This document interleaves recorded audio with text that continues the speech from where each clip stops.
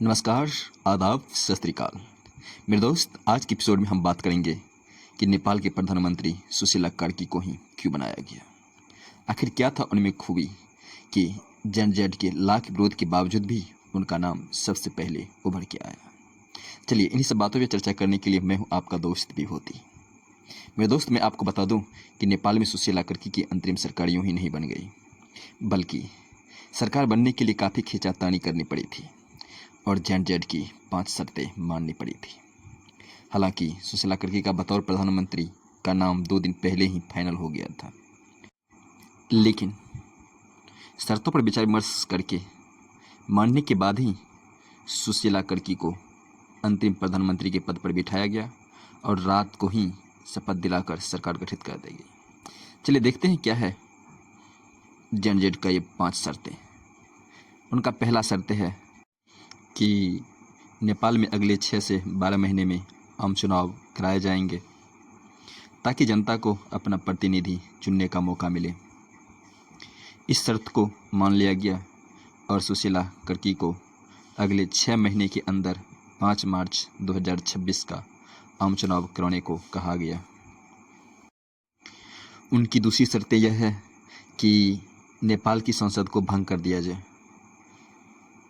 इसे मान भी लिया गया।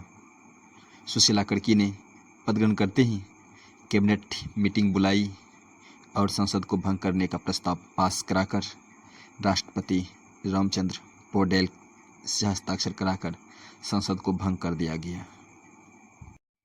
और उनकी तीसरी शर्तें यह थी कि नेपाल में अभी एक ऐसा शासन होना चाहिए जिसमें नागरिकों और सेनाओं दोनों का प्रतिनिधि हो। इस शर्त पर काफ़ी खींचातानी हुई, काफ़ी लंबी विचार विमर्श करना पड़ा। अंततः मान भी लिया गया और माना जाता है कि इसी खींचातानी के कारण सुशीला कार्की को बतौर प्रधानमंत्री शपथ दिलाने में 2 दिन का समय लग गया। उनकी चौथी शर्तें यह है कि नेपाल में जितने भी राजनीतिक दल, मंत्री, सांसद और नेता हैं, उनकी संपत्ति में भ्रष्टाचार की जांच कराई जाए। इस शर्त को मानते हुए सुशीला कार्की ने एक भ्रष्टाचार निवारक आयोग गठित कर दिया है, जिसे जांच करके जल्द रिपोर्ट देने को कहा गया। उनकी 5वीं और अंतिम शर्त यह है कि जनजेड आंदोलन के दौरान प्रदर्शनकारियों के खिलाफ हुई हिंसा की स्वतंत्र और निष्पक्ष जांच कराई जाए। इस शर्त को भी मान लिया गया और अंतरिम प्रधानमंत्री सुशीला कार्की ने न्यायिक आयोग गठित करके जल्द से जल्द जांच रिपोर्ट देने को कहा। इन सभी शर्तों को मान लेने के बावजूद ही उन्हें 13 सितंबर को रात्रि 9 बजे पद की गोपनीयता की शपथ दिलाई गई।